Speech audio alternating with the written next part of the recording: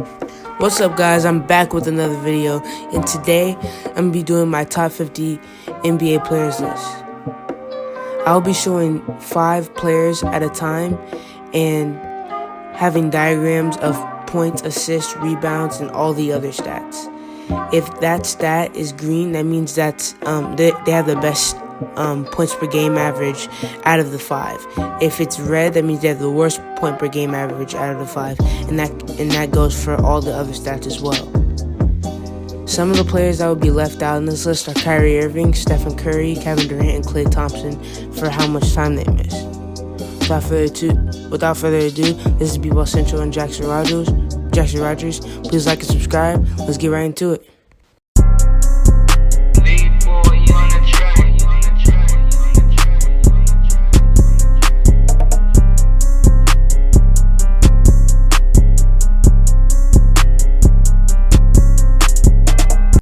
With my first 5, 46 through 50, I have Spencer Dinwiddie, Jamal Murray, Hassan Whiteside, Gordon Hayward, and Eric Bledsoe. I have Spencer Dinwiddie at 46 because he has been a very good temporary first option and is a decent defender as well. I have Dinwiddie over Murray because of Murray's lack of defense, and in some games he just disappears. And that's just not a good quality to have, and that's why he's kind of lower on this list for me. At 48, I have Hassan Whiteside. Whiteside is right below Murray, and for one reason only, is because he's a third option. He's a very good third option, but he is a third option, and he's also he's also not versatile. He's not versatile at all. Hayward is a fourth option on a playoff team, and he's the fourth scorer on the team, and also he's not a very good defender. So he's the fourth scorer on the team, but he's also very efficient, so that's why he's on this list. At 50, I have Eric Bledsoe. Bledsoe is the last player on this list, and this is probably his worst season since 2012 and 2013, averaging 15, 4, and 5, but still he's a third option on the best team in the league, so that's why I have him at 50.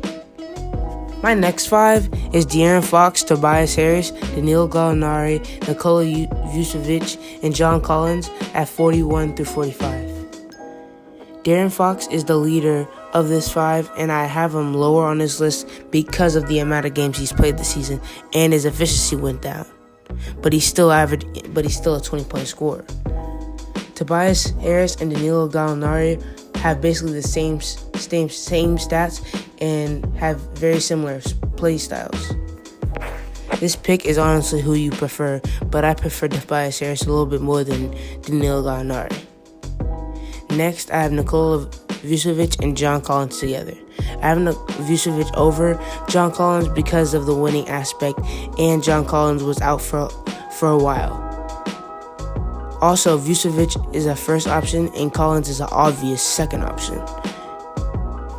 My next 5, I have at 36, I have CJ McCollum. 37, I have John Morant. 38, I have Shai Gilgeous-Alexander. 39, I have Andre Drummond. And 40, I have Jaren Jackson Jr. CJ McCollum, John Morant, and Shai are all clumped together, but I feel like CJ is the leader of that 3. He's such a good scorer, but has been less efficient this year, and he's never been a great defender. But his offensive game is so well-rounded, and being a good passer and a great scorer, that's why I have him in front of Morant and Shai. I have Ja in front of Shai because I feel like Ja is a great first option, and he is leading his team to the playoffs in his first year.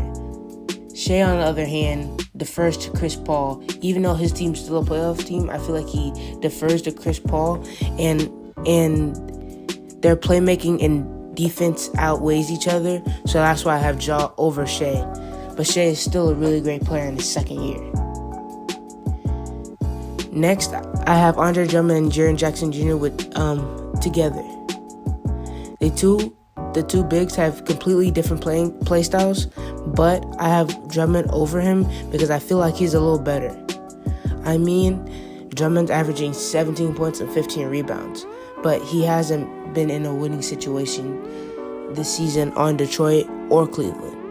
Jaren Jackson is right behind him, and he's the prototypical 3-and-D stretch big in this modern era, and he's a second option on a surprising playoff team.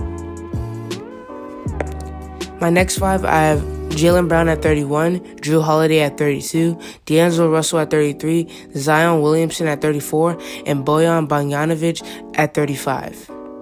Jaylen Brown is the best out of these 3 guards I have clumped together in Brown, Holiday, and Russell. Brown is the third option, averaging 20 points and plays great defense, and is on the 3rd seed in the East. The other 2 players aren't even in the playoffs. I have Holiday over Russell because he's more efficient, a better defender, and a very good passer. Russell is a good passer and good scorer as well, but he's on one of the worst teams in the league, and he's a very bad defender, even though he's the best scorer out of the 3. At 34, I have Zion Williamson. If Williamson played 30 to 35 games, he would have been higher on my list, but his sample size is just too small. That's why I have him at 34. After 34, I have Bojan Bogdanovic at 35. He has been very solid for this Jazz team, as he's been a 20-point scorer for the squad, and he is a good defender as well. He's really taken some pressure off Donovan Mitchell, and that's what you're supposed to do if you're a good second option. At number 26, I have Brandon Ingram. At number 27, I have Zach LaVine. At number 28, I have Rudy Gobert. At number 29, I have Domantas Sabonis. And at number 30, I have Kristaps Porzingis. I have Ingram at the head of the group at 26. Even though LaVine's stats are better, I feel like Ingram has had a better season. He's just so good at getting to the basket and is a decent facilitator as well. And is also he shows effort on the defensive end, unlike LaVine. As I said, LaVine's stats are better, but he's all like I said earlier, he's a terrible defender. And I feel like sometimes he doesn't even give effort on the defensive side of the ball, and he's on a losing team. I have a clump of 3 centers after LaVine and Ingram, with Rudy Gobert at the head of it. I have them all clumped together, but Rudy Gobert's defense weighs out both of their offensive games. That's why I have Gobert at 28.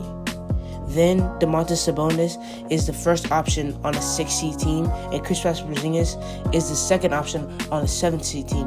That's why I have Sabonis over Kristaps. My next 5, I have Ben Simmons at 21, Bradley Beal at 22, Donovan Mitchell at 23, Devin Booker at 24, and Chris Middleton at 25. Ben Simmons is an elite all-around player except his shooting ability. He has improved his defense tremendously this year, leading the league in steals, and a lot of the time flirting with a triple-double every game. I have him over Beal, even though he's a second option. Even though Simmons is a second option, he's on one of the best teams in the East, and Bradley Beal is not even in the playoffs in a weak East, even though he's the second best scorer in the league, averaging 30 points a game. But his defense is one of the worst in the league, and I feel like his stats are a little bit boosted because of the lineups he plays with. I have him over Mitchell because I feel like Mitchell's growth has stagnated this year with the Jazz, and he wouldn't have been as good without Bogdanovic and Gobert. And how low can you really put somebody that's averaging 30 points a game? And Beal. Mitchell and Booker really have similar stats, but I put Mitchell over Booker because of winning. At 25, I have Middleton. Even though his stats are not really close to anybody else on the list, he is super efficient and is the second option on the best team in the league. With the next 5, I have Bam Adebayo at 16, Trae Young at 17, Paul George at 18, Kyle Lowry at 19, and Kemba Walker at 20. I have Bam Adebayo at 16 because you don't really know who's the first option on that Heat team, him or Butler. They're really 1A and 1B. And he's a great defender, and his offensive game is still catching up to his defensive game, but his defensive game and his facilitating at the center position is really great. I have Young after Adebayo because he's such a great offensive player, scoring and passing-wise. but he's terrible defensively and is on a terrible team. But I couldn't put someone any lower, averaging 29 and 9. After Young, I have George. Even though this has been a little bit of a down year for him, missing 21 games, and his offensive numbers have gone down a little bit. But he has taken fewer shots and been efficient this season. He's the sidekick on the second best team in the West, and that's just really valuable. That's why I have him at 18. I have two great guards clumped together with Lowry and Walker. I have Lowry over Walker, even though he's averaging 2 less points than Walker. He's a better defender, playmaker, and Walker has been struggling to stay healthy lately, but Walker is still a second option on a great playoff team, so that's why I have him in the top 20. With my next 5, I have Joel Embiid at 11, Karl-Anthony Towns at 12, Pascal Siakam at 13, Chris Paul at 14, and Jimmy Butler at 15. Embiid is the 11th best player in the league, in my opinion, without the asterisks of Durant, Curry, Thompson, and Irving. But besides that, he's a little bit better than Towns for 2 reasons. One of the reasons is that he's good defensively, and the other reason is that he's been winning. Towns is a better scorer and rebounder on the offensive end, but Embiid just has that winning factor, and he shows effort on the defensive end. Like I said, I have Towns under Embiid, but I have him over Pascal Siakam. Siakam has had a great year this year, but I still feel like Towns and Embiid are a little bit better than him as of now, because Siakam is just in a great situation and has a great team around him, and I feel like that has something to do with the success he's had this season. Next, at number 14, I have Chris Paul. Paul has had a rejuvenating season, leading the league in clutch points and just really leading those young players to a spot in the playoffs in the West. At number 15, I have Jimmy Butler. Even though Butler has been a little better statistically than Paul, I still feel like he's been a little bit worse this year, and his efficiency has gone down as he's shooting 24% from 3 this season. And I have Bam Adebayo at 16, and like I said with Adebayo, I feel like they're 1A, 1B, so that's why even though they're in different clumps of 5, they're right by each other at the 15 spot and the 16 spot. So that's why I have Jimmy Butler at 15. Now we're getting into my top 10. At number 6, I have Luka Doncic. At number 7, I have Damian Lillard. At number 8, I have Nikola Jokic. At number 9, I have Jason Tatum. And at number 10, I have Russell Westbrook. I feel like this group is led firmly by Luka. I mean, he flirts with a triple-double every night and leads an historically good offense in the Mavs. At number 7, I have Damian Lillard. And I feel like if they were a playoff team, he would have been 5th or 6th. I mean, he's the only player in the top 10 that's not in the playoffs. That's how good he is. At number 8, I have Nikola Jokic.